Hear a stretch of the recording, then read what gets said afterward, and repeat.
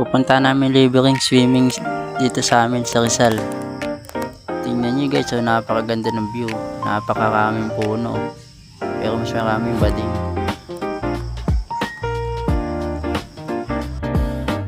Ito na, nandito na kami. Pagpasok nyo, maglalakad muna kayo onte. Tapos makikita nyo na yung napakalinis na tubig.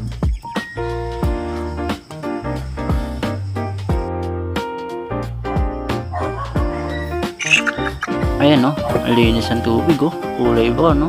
May mga naliligo pa din oh. May nagka-camping pa.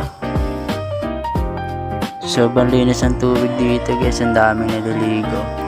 Libre na lahat eh. Salitin na nila.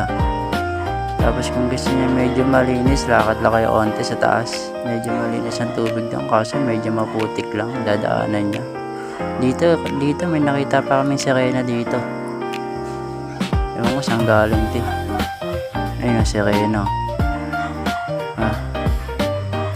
Ayun yung libreng cottage dito. Diba? Libre din yung parking. Ayan, kahit saan. Meron din sa tulay eh. Pwede kayo mag-parking. Ito naman yung baba niya. Baba ng tulay. Yan, napakaganda. Napakalinis ang tubig. Subukan nga natin. Yan na, sinubukan na namin kung mas sarap at malamig ang tubig.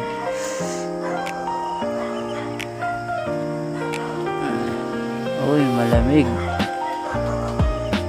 Puntahan nyo na to. Ganda dito. Malinis ang tubig. Kulay brown nga lang. Uy, cottage to.